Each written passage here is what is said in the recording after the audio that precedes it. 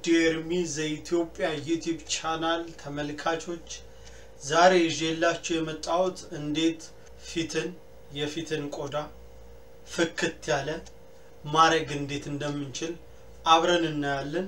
አብራችሁኝ እንድትሆኑ በአክብሮት ጋብዛችኋለሁ። አዳዲስ ሰዎች እንደሁሌውም ሰብስክራይብ እንድታረጉ በአክብሮት ጋበዝኳችሁ። የኤርሚ ዘኢትዮጵያ ዩቲዩብ ቻናል ቤተሰብ የሆናችሁ ደግሞ የኖቲፊኬሽን ምልክት የቤሉ ምልክት ያልተጫናችሁት እሱን በመጫን ማንኛውንም ቪዲዮ ፖስት ሳረግ ቀጥታ በሰከንዶች እናንተ ጋር እንዲደርስ ይሆናል። አብራችሁኝ ሁኑ።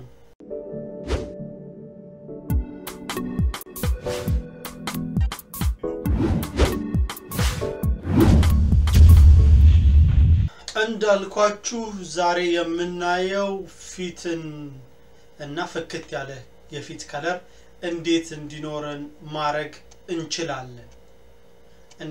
እንችላለን።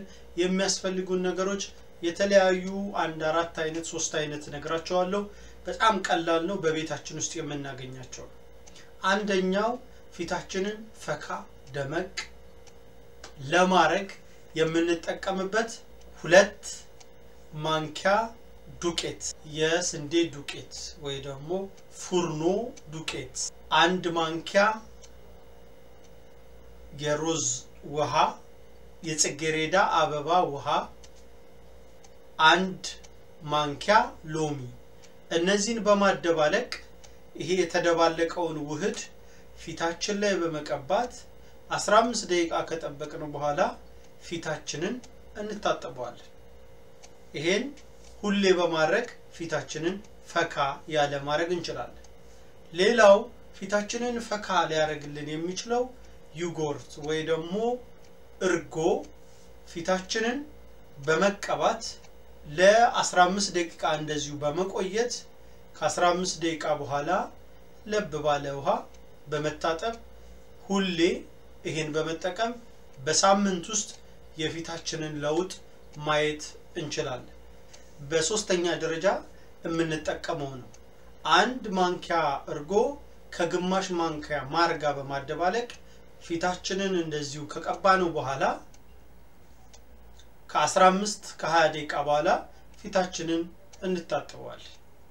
አሁንም ይሄንን በየቀኑ በማረግ ነው ለውጥ የምናመጣውና በየቀኑ ነው የምናረገው። በስተመጨረሻ የሚያስፈልገን ወይ በአራተኛ ደረጃ ደግሞ መጠቀም እነዚህን የተለያዩ ናቸው። መርጣችሁ ከአራቱ አንዱን የፈለጋችሁትን ለፊታችሁ የሚስማማችሁን በመጠቀም ፊታችሁን ፈካ እንዲል ማድረግ ትችላላችሁ። በአራተኛ ደረጃ ብርቱካን የብርቱካን ጭማቂ 2 ማንኪያ ከ1 ቁንጣጭ የእርድ ጋር በመደባለቅ እሱን እንቀባዋለን። ከተቀባነው በኋላ ከ20 እስከ 30 ደቂቃ ከቆየን በኋላ እንታጠበዋለን። በነገራችን ላይ እነዚህን ሁሉ ስትጠቀሙ ፊታችሁን ብቻ ለይታችሁ የምትቀቡት ከሆነ የፊታችሁ ከለር ካንገታችሁ ከእጃችሁ እንዲሁም ከእግራችሁ ከለር ይለይና የተለያየ ከለር እንዳይሆን የምትጠቀሙትን ሁሉ አንገታችሁን እና እጃችሁን ብትጠቀሙት እመክራችኋለሁ። ለሁላችሁም እንደተጠቀማችሁ ተስፋዬ ነው። ፍክት ያለ ሳምንትና ፊት እንዲሆንላችሁ ተመኘው። ሰላም ሁኑ። እንደሁሌውም በሚቀጥለው ቪዲዮ እስካገኛችሁ ሰላም ከናንተ ጋር ይሁን።